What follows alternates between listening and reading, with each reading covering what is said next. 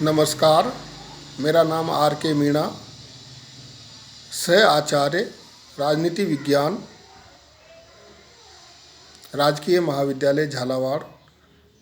आज हम BA part third paper second में निशस्त्रीकरण के मार्ग में कौन कौन सी बाधाएं आ रही है उनके बारे में अध्ययन करेंगे। जैसे राष्ट्रवाद एवं संप्रभुता। राष्ट्रवाद एवं संप्रभुता की भावना के कारण एक देश ये स्वीकार नहीं करता कि उसकी निशस्त्रीकरण की क्रियान्विति की जांच के लिए कोई अंतर्राष्ट्रीय संस्था बनाई जाए। इस प्रकार के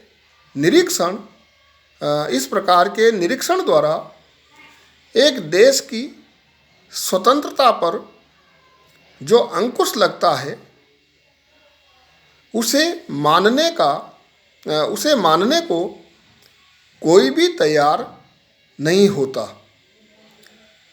ये महत्वपूर्ण बिंदु है। राष्ट्रवाद और संप्रभुता की जब बात आती है तो निशस्त्रीकरण के मार्ग में ये सबसे बड़ी बाधा है। राजनीतिक समस्याएं, अगला जो बिंदु है वो है राजनीतिक समस्याएं। निशस्त्रीकरण राजनीतिक समस्याओं के समाधान पर निर्भर करता है। अतः पहले राजनीतिक समस्याओं को हल किया जाए या निशस्त्रीकरण किया जाए। ये दोनों एक दूसरे के मार्ग में बाधा डालते हैं। ये सोचा जाता है कि शस्त्र झगड़ों का कारण है और इनको घटाने से अंतर्राष्ट्रीय प्रेम और मैत्री बढ़ेगी, किंतु यह प्रयास एक पक्षीय होगा। होना ये चाहिए कि मनमुटाव, अविश्वास एवं प्रतिद्वंदिता को दूर करने के लिए हर दिशा में प्रयास किया जाए। वास्तव में निशस्त्रीकरण की दिशा में ठोस कार्य तब तक नहीं हो सकता जब तक महाशक्तियों में मौलिक मतभेद बने रहेंगे। अगली जो बाधा है वो है आर्थिक कारण। अमेरिका और ब्रिटेन आदि पूंजीवादी देशों में शस्त्र निर्माण करने वाली कंपनियों के मालिक व हिस्सेदार राजनीति में सक्रिय रूप से भाग लेते हैं और निशस्त्रीकरण कार्यक्रमों को सफल नहीं होने देते, क्योंकि निशस्त्रीकरण हो जाने से उनका रोजगार ठप हो जाएगा और उनके कारखाने बंद हो जाएंगे। निशस्त्रीकरण हो जाने से यदि शस्त्र उद्योग बंद हो गए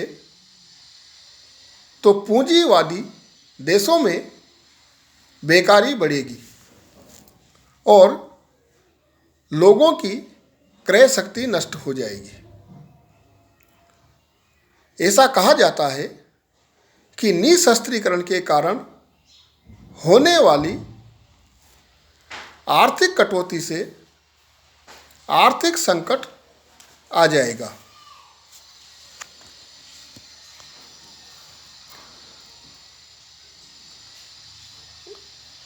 और इसमें जो एक और कारण था राष्ट्रीय हित, उसी में जो बात आई थी कि भारत चीन से भयभीत है और परमाणु अप्रसार संधि को शंका की दृष्टि से देखता है। इसमें एक और बात थी कि ये संधि भेदभावपूर्ण भी है, इसलिए भी भारत ने इस संधि पर हस्ताक्षर नहीं किए थे।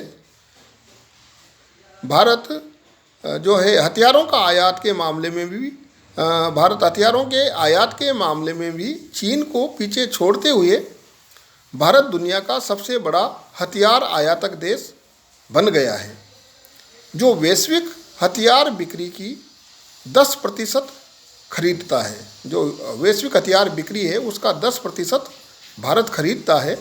स्वीडन के सुरक्षा मामलों के थिंक टैंक ने कहा है कि पिछले 5 वर्षों में, जो पिछले आंकड़े थे वर्ष 2007 से 2011 के बीच में, भारत के हथियारों की जो खरीद में 38% की बढ़ोतरी हुई है। The Stockholm International Peace Research Institute द्वारा जारी की गई हालिया रिपोर्ट में कहा है कि भारत के ठीक पीछे चीन और पाकिस्तान है, जिनके हथियारों का आयातक वैश्विक बिक्री का लगभग 5% है। सिप्री ने कहा कि पाकिस्तान ने इस अवधि के दौरान काफ़ी संख्या में लड़ाकू विमान चीन से 50 JF-17 और अमेरिका से 30 F-16 खरीदे हैं।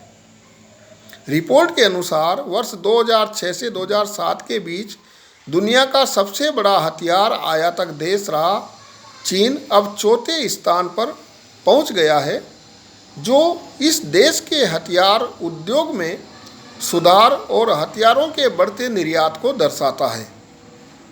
चीन अब अमेरिका, रूस, जर्मनी, फ्रांस और ब्रिटेन के बाद दुनिया का 6ठा सबसे बड़ा हथियार निर्यातक देश बन गया है। रिपोर्ट में चीन के हथियार निर्यात बढ़ने का मुख्य कारण पाकिस्तान द्वारा चीन से और ज़्यादा हथियार आयात करना बताया गया है। सिप्री के आकलन के अनुसार भारत अगले 15 वर्षों में लगभग $100 अरब के हथियार और विभिन्न प्रणालियां खरीदेगा। भारत की ओर से हाल ही में किए गए सौदों में 126 लड़ाकू विमानों और अन्य लड़ाकू विमानों के सौदे शामिल हैं। धन्यवाद।